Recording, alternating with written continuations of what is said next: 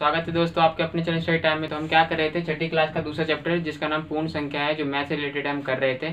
तो हमने 2.2 प्रश्नावली लास्ट वीडियो में कर लिए थे। तो अब हमें आगे बढ़ते हैं, बिना देरी के चलिए करते हैं।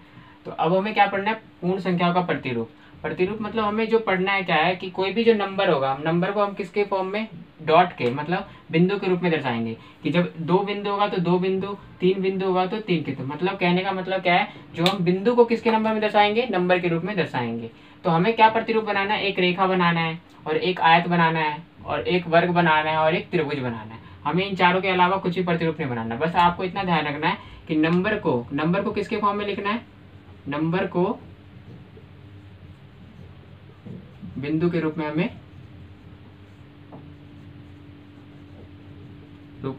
लिखना है।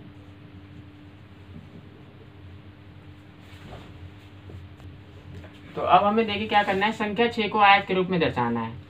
संख्या 6 को आयत के रूप में दर्शाने से मतलब क्या है, देखिए तो इसमें क्या बनेगा, दो पंक्ति बनेगी और 3 स्तंभ बनेगा। देखिए कैसे कि 2 पंक्ति मतलब क्या होगा, देखिए 2 पंक्ति बनेगा और स्तंभ कितने बनेंगे, 3 बनेंगे।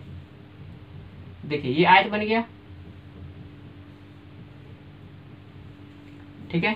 तो जैसे अब इसमें क्या है, तो 6 को हमने किसके रूप में बता दिया, आयत के रूप में बता दिया। तो इसी तरीके से देखिए डॉट को हम किसके रूप में, नंबर के रूप में भी लिख रहे हैं और उससे क्या बन रहा है, आयत बन रहा है। तो मतलब जो 6 बिंदु से क्या बन रहा है, मिलकर आयत बन रहा है। तो इसमें क्या है, जो 2 पंक्तियां हैं, कैसे 2 पंक्तियां, देखिए यहाँ पे मैं फिर से लिख दे रहा हूँ, 2 पंक्तियां हैं और 3 क्या है, 3 स्तंभ है। तो इससे क्या बन गया, आयत बन गया। इसके बाद क्या है, वर्ग को कैसे करें, 4 और 9 के रूप में दर्शाना। देखिए वर्ग 4 के रूप में कैसे बनेगा, 1 2 3 4। तो ये 4 वर्ग के रूप में बन गया। और ये 9 कैसे बनेगा, देखिए 1 2 3 1 2 3। क्योंकि हमें पता है कि जो वर्ग होता है, वर्ग क्या होता है, चारों भुजा बराबर होती है। इसलिए देखिए यहाँ से यहाँ से यहाँ से यहाँ से भी क्या होगा, नॉर्मली क्या होगा, बराबर ही होगा। और इसको यहाँ से करेंगे, यहाँ से करेंगे, यहाँ से करेंगे, यहाँ से करेंगे, तो क्या होगा, बराबर ही होगा। तो इसका मतलब क्या है, अगर मैं कहूँ 4 और जो 9 है, जो वर्ग है, वर्ग कितने कितने डॉटों से मिलकर बनता है। तो आपको बात हमेशा ध्यान रखनी, जो वर्ग होगा हमेशा कैसे बनेगा, वर्ग हमेशा वर्गमूल वाले संख्या से बनता है।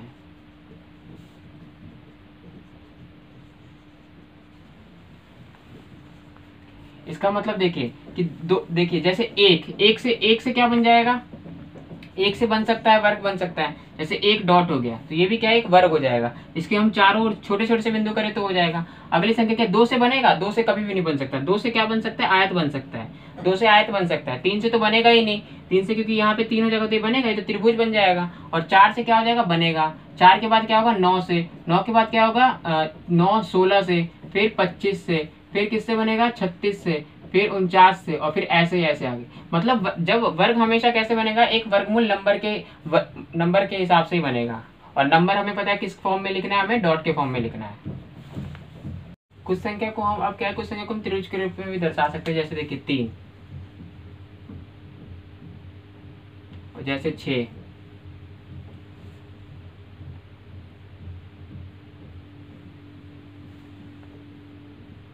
ठीक है। तो देखिए ये क्या हो गया, यहाँ पे हो जाएगा ये बिंदु, देखिए त्रिभुज के रूप में। तो क्या मैं कह सकता हूँ कि सभी संख्या के त्रिभुज के रूप में व्यक्त कर सकते हैं, नहीं। जैसे आपको हमेशा ध्यान रखना है कि हमें एक क्रम के अनुसार होना चाहिए। जैसे देखिए अगर मैं 10 नंबर लेता हूँ, अगर मैं क्या लेता हूँ, 10 नंबर से त्रिभुज बनाना होता हूँ, 10 नंबर से त्रिभुज बनाओ तो क्या होगा, देखिए तो पहले नीचे कितना आना चाहिए, 1 2 3 4 5 आना चाहिए। अगली बार कितनी आनी चाहिए, 4 आना चाहिए, ठीक है। देखिए 1 2 3 4 5, 1 2 3 4, 1 2 3, 1 2 और 1। देखिए कितना हो गया, 2 4 5 4 9 9 3 12 12 2 13 13 1 14, सॉरी 14 से बनेगा। 21 से बनेगा, 14 से बन जाएगा। तो आपको बात हमेशा ध्यान रखनी कि जब भी त्रिभुज बनेगा तो क्या होगा, जब भी त्रिभुज बनेगा तो हमेशा उसकी 2 भुजा बराबर होगी। और हमने पिछले क्वेश्चन में जो मैं थोड़ा गलती हो गया था कि जो वर्ग जो मैंने बनाया था वो 9 से बनेगा। तो मैंने क्या कर दिया था, 1 2 3 और 1 2 3 ही कर दिया था। वहां पे मैंने 3, यहाँ पे एक 3 डॉट और बनेगा तभी तो, वरना अगर मैं 3 और 3 होगा, 3 से 3 बनेगा तो क्या हो गया, 2 क्या बन गया, दो आयत वो बन गया, दो स्तंभ बन गया, सॉरी 3 स्तंभ बन गया और 2 क्या बन गया, पंक्ति बन गया। तो क्या ये तो आयत हो गया है, लेकिन हमें क्या, मैंने बताया कि जो वर्ग होता है क्या होता है, चारों साइड से बराबर होता है, तो इसमें 9 बनेगा। देखिए तो इधर से 3 है, इधर से 3 है, इधर से 3 है और इधर से 3 है, तो ये बनेगा। और आपको ये तो बात पता है कि त्रिभुज को दर्शाने के लिए क्या होगा, त्रिभुज बनेगा तो हमेशा क्या होगा, दो भुज बराबर होंगे। और हमेशा आपको याद रखनी कि जब त्रिभुज बनेगा तो हमेशा लास्ट वाले पंक्ति में, हमेशा लास्ट वाले आखिरी पंक्ति में केवल एक बिंदु होगा। कहने का मतलब क्या, देखिए जैसे 3 से बना तो क्या हो गया, एक बिंदु है लास्ट में, 6 से बना तो एक बिंदु है लास्ट में, 14 से बना तो देखिए क्या एक बिंदु है लास्ट में। तो आपको हमेशा ध्यान रखना है कि जब भी त्रिभुज बनेगा प्रतिरूप से तो क्या होगा, उसकी दो भुजा बराबर होगी हमेशा। जैसे देखिए इसमें इसके बराबर है, इसमें इससे बराबर है, इसमें इससे बराबर है। देखिए तो 5 है तो ये भी 5 है, इसमें 2 है तो इसमें भी 2 है, इसमें 3 है तो इसमें भी 3 है, तो बराबर होगा। और लास्ट में आपको ध्यान रखना है कि लास्ट वाली पंक्ति में तो क्या होगा, हमेशा एक बिंदु रहेगा। तो अब क्या कीजिए, प्रयास कीजिए करना है। तो चलिए बिना देरी के स्टार्ट। कौन सी संख्या केवल रेखा के रूप में दर्शाई जा सकती है। तो आपको हमेशा ध्यान रखना है कि हम एक संख्या रेखा पर एक संख्या जो रेखा है, जो कभी भी बिंदु है, तो उस पर हम अनगिनत बिंदु क्या कर सकते हैं, अनगिनत बिंदु दर्शा सकते हैं। ठीक है, आपको रहते हैं कौन सी संख्या केवल रेखा के रूप में दर्शा सकते हैं, तो अनगिनत दर्शा सकते हैं, बिंदु दर्शा सकते हैं। और मुझे पता है, मैंने आपको बताया कि जो बिंदु होते हैं किसके रूप में लिखे हुए हैं, नंबर के रूप में लिखे हुए हैं। तो आपको ध्यान रखने की है, संख्या रेखा पर कौन सी संख्या केवल रेखा के रूप में हो सकते हैं, तो संख्या रेखा पर अनगिनत संख्याएं लिखी या दर्शाई जा सकती है।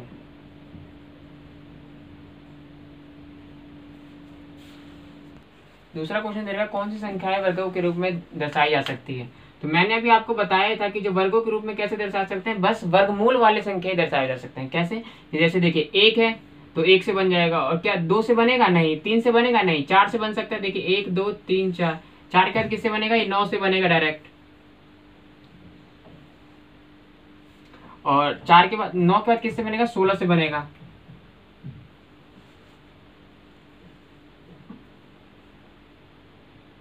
तो इसी तरीके से तो क्या कह सकता हूं, तो केवल वर्ग केवल, क्या लिखना है यहाँ पे, वर्ग केवल वर्गमूल संख्या से ही बन सकता है। जैसे 1 4 9 16 25, इसी तरीके से आगे। तीसरा क्वेश्चन है, कौन सी संख्याएं आयतों के रूप में दर्शाई जा सकती है। तो मैंने आपको अभी बताया था कि जो आयत होता है, आयत में क्या होता है, आयत जो होता है, आपको बस इतना ध्यान रखना है। एक पहली बात तो ये रखना है कि जब कोई संख्या का इकाई नंबर, इकाई स्थान कितना हो, 0 हो, 2 हो, 4 हो, 6 हो, 8 हो, या इसी तरीके से, या क्या सम संख्या हो,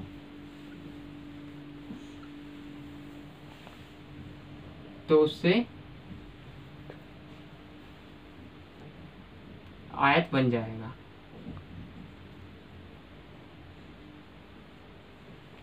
जैसे देखिए, जैसे अगर मैं क्या लूं, 6 लेता हूं, क्या ले रहा हूं, 6 ले रहा हूं। तो 6 लेने में क्या, देखिए 1 2 3 4 5 6, तो इसमें क्या है, इसमें क्या है, 2 क्या है, 2 क्या है, इसमें पंक्ति है, 2 पंक्ति है, और क्या है, और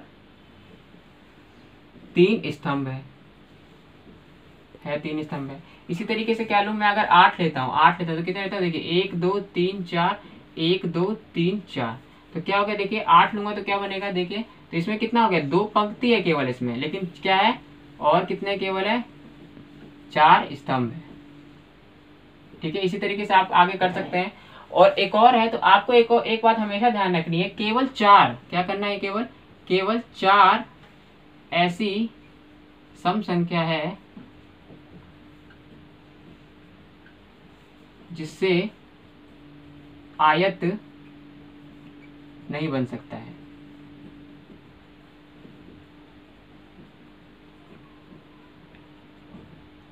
ठीक है, आपको ध्यान रखना है। तो जैसे देखिए क्या हो गया, ये देखिए 1 2 3 4, 4 हो गया, ये 4 हो गया है। तो क्या 4 हो गया है, जैसे देखिए 4 है, यहाँ पे 4 है, तो 4 क्या है, ये देखिए अगर मैं इसको मिलाऊंगा तो देखिए एक यहाँ ये तो चारों ओर से क्या है, बराबर होगी। अगर बराबर होगी तो क्या होगा, यहाँ पे ये क्या बन जाएगा, यहाँ पे वर्ग बन जाएगा। लेकिन हमें क्या बनाना है, आयत बनाना है। इसी तरीके से आप कहिएगा कि 16, जैसे देखिए 4 क्या आता है 9, 9 से क्या नहीं बन सकता है, 9 से क्या वर्ग बन सकता है, देखिए 9 से क्या वर्ग बनेगा, देखिए बन रहा है वर्ग, नहीं बन रहा है। अगर इसी तरीके से अगर मैं क्या, ठीक है, तो अब देखिए जैसे अगर मैं 9 बनाता हूँ, 9 में तो क्या बनेगा, देखिए 2 4 5 और 1 2 3 4, तो क्या ये वर्ग वो आयत बन रहा है, नहीं। तो इसी तरीके से बस क्या है, सिर्फ 4 ही एक ऐसी संख्या जिससे क्या जो सम संख्या भी है, लेकिन क्या है उससे वर्ग नहीं, वो उससे क्या है आयत नहीं बनेगा, केवल वर्ग ही बन सकता है।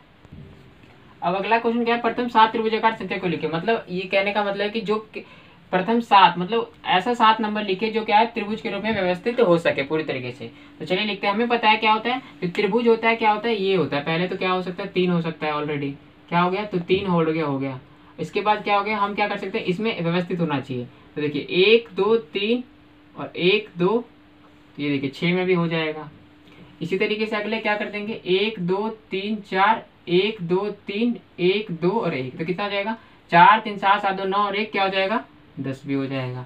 इसी तरीके से अगला क्या कर देंगे, 1 2 3 4 5, 1 2 3 4, 1 2 3 1 2 और 1, तो कितना हो गया, देखिए 5 4 9 9 3 12 12 2 14 14 1 15 भी हो गया। इसी तरीके से क्या है, इसी तरीके से अगला क्या ले लेंगे हम, 15, तो यहाँ पे बढ़ा देंगे हम 6, तो 6 बढ़ा देंगे तो कितना हो जाएगा, 1 2 3 4 5 6, 1 2 3 4 5, 1 2 3 4, 1 2 3 1 2 और ये 1, तो कितना हो गया, देखिए 2 4 5 6 6 6 5 11 11 4 13 11 4 सॉरी 2 4 6 6 5 11 11 4 15 15 3 18 18 2 20 20 और 1 21 हो गया।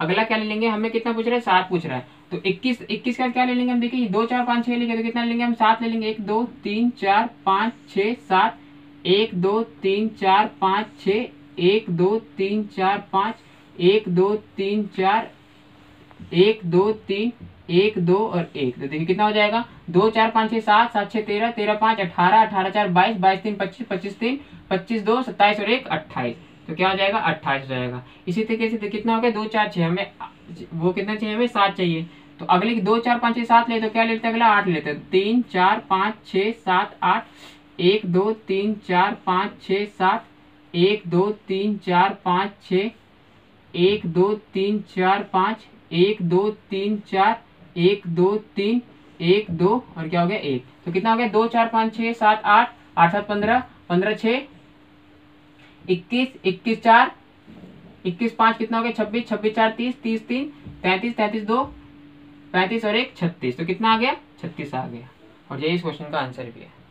अब हमें अगले क्या देखना है, प्रतिरूपों का देखना, मतलब कह रहे किस तरीके से हम जब लास्ट में क्या हो, जब लास्ट वाले में अगर वैल्यू में हमें क्या करना हो, क्या हो 9 हो 99 हो 999 हो, उस प्रतिरूप को कैसे मैं आसान तरीके से कर सकता हूँ, आसान तरीके से कर सकते हैं।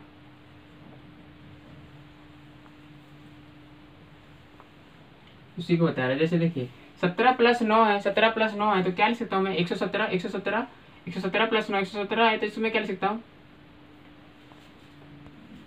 इसको क्या लिख सकता हूँ, +10 - 1 लिख सकता हूँ। ठीक है, 110 - 1 लिख दूँ तो क्या हो जाएगा, देखिए 117 में से 10 गया, 117 और 10 कितना हो जाएगा, 117 में 10 जाएगा तो कितना बचेगा, बताइए 117 और 10 कितना हो जाएगा, 127, कितना हो जाएगा 127, और 127 में से एक जाएगा तो कितना हो जाएगा, 126 हो गया है। इसी तरीके से जब ये देखते हैं 117 है, 117 में क्या करूंगा, माइनस का 10 लिख सकता हूँ, ठीक है, और प्लस का 1 करूंगा, ठीक है, तो 117 में से 10 जाएगा तो कितना बचेगा, 117 में से 10 जाएगा तो कितना बचेगा, 107 बचेगा, और प्लस का 1 कर दूंगा तो कितना हो जाएगा, 108 हो गया है। इसी तरीके से क्या करते हैं, 117 + 99 है, 117 + 99, 117 + 99 है, तो 117 प्लस क्या कर सकता हूँ, इसमें क्या कर सकता हूँ, 100 कर सकता हूँ, -1 कर सकता हूँ। 117 और 100 कितना हो जाएगा, बताइए 217 हो जाएगा, ठीक है, और माइनस का 1 में कितना हो जाएगा, 216 हो जाएगा। इसी तरीके से अगला देखिए 117 है, इसमें क्या कर सकता हूँ, माइनस का 100 कर सकता हूँ, प्लस का 1 कर सकता हूँ। तो देखिए कि -100 में से एक जगह कितना होगा, माइनस का 99 तो बचेगा, कोई फर्क नहीं पड़ रहा, और 100 में से एक जगह तो 99 तो जा रहा है, कोई फर्क नहीं पड़ रहा है। तो अब क्या कर सकता हूँ, 117 में से 100 जाएगा तो कितना बचेगा, 117 में से 100 जाएगा तो कितना बचेगा, 17 बचेगा, और प्लस का 1 तो कितना बच जाएगा, यहाँ पे 18 बच जाएगा। तो इस तरीके से देखिए इस प्रतिरूप का मतलब है कैसे हम आसान तरीके से कर सकते हैं। अगला क्या दे रखा है, 96 गुना 5, 96 गुना 25 और 96 गुना 125 है। तो एक बात जैसे अभी हमने देखा था 999 और 9999 को क्या करते हैं, जब गुना करते हैं, गुना करने का मतलब प्लस माइनस करते हैं, तो उसको क्या करते हैं, आसान तरीके से हम कर सकते हैं सॉल्व। इसी तरीके से जब 5, 25 और 125 को गुना करके 5, 25 या 125 को गुना करके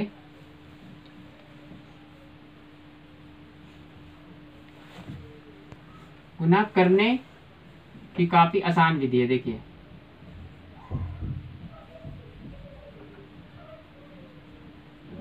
जैसे हमने 999 और 999 को कर रहे थे, जोड़ने से आसान कर रहे थे, इस तरीके से इसका भी। तो देखिए 96 गुना 96 है और गुना 5 है, तो इसको क्या कर सकता हूँ, 10/5 लिख सकता हूँ या नहीं लिख सकता हूँ, 10/5 लिख सकता हूँ, 10/5 लिख सकता हूँ। यहाँ पे 10/5 नहीं, यहाँ पे 10/2, सॉरी 10/2 लिख सकता हूँ। तो इसको क्या कर सकता हूँ सॉल्व, देखिए तो 2 एकम कितना हो जाएगा, 2 एकम 2, तो 2 चौके 8, तो कितना बचा, 1 तो 2 8 16, 2 8 16 और 48 हम कितना हो जाएगा, 480 हो जाएगा। इसी तरीके से क्या करना है, इसी तरीके से क्या करना है, इसी तरीके से देखिए क्या है, 96 है, 96 को किससे करना है, 25 से, 25 है तो 25 को कैसे कर सकता हूँ, 100 को किससे कर सकता हूँ, भाग 4 करूंगा तो क्या आ जाएगा, 25 भी आ जाएगा। तो कर देखिए 4 एकम 4 और 4 दूनी 8 और 4 चक 16, तो 24 को 100 से करूंगा तो कितना होगा, 2400 हो जाएगा। इसी तरीके से देखिए 96 को कैसे कर सकता हूँ, 125 है तो इसको क्या कर सकता हूँ, 1000 को जब मैं 8 से करूंगा भाग तो क्या आ जाएगा, 125 आएगा। तो 8 एकम 8 आ जाएगा, 8 एकम 8 और 8 दूनी 16 और 12 को करूंगा तो कितना हो जाएगा, 12000 आ जाएगा। तो देखिए किस तरीके से हम क्या कर सकते हैं, 5, 25, 125 को गुना करने के काफी आसान विधि से भी हम इसको कर सकते हैं। अगला क्या है, देखिए 64 को 5 से गुना करना है। तो देखिए 64 को 5 से करना है तो मैं क्या लिख सकता हूँ, 10 की 2 लिख सकता हूँ यहाँ पे, क्योंकि 2 एकम तो 2 पंचे 10 आएगा, और 2 को जब मैं करूँगा तो कितना हो गया, 2 3 6 2 दूनी 4, तो 32 धाम कितना होगा, 320 हो जाएगा। इसी तरीके से देखिए 64 गुने को क्या लिख सकता हूँ, 30 गुने 2 लिख सकता हूँ मैं, 30/2 लिख सकता हूँ, तो 2 एकम 2, तो यहाँ पे 32 हो जाएगा, 32 तिया कितना होगा, 32 तिया कितना होता है, 96 होगा, और कितना हो जाएगा, 960 आंसर हो जाएगा। इसी तरीके से 64 को क्या कर सकता हूँ, 50/2 लिख सकता हूँ। देखिए 2 एकम 2 हो जाएगा, 32, 32 पंचे कितना होता है, 160 होता है, तो ये 1600 हो जाएगा।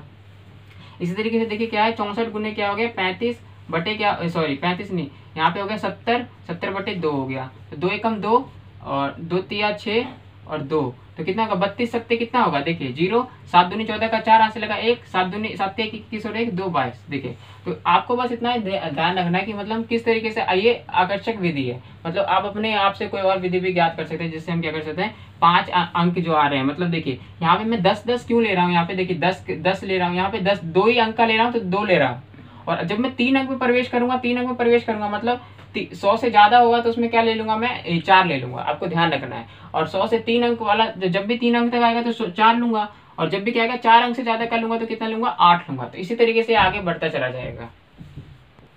इस तरीके से वीडियो हम यही खत्म करते हैं, तो हम अगले वीडियो में 2.3 प्रश्नावली करेंगे। तब तक के लिए नमस्कार।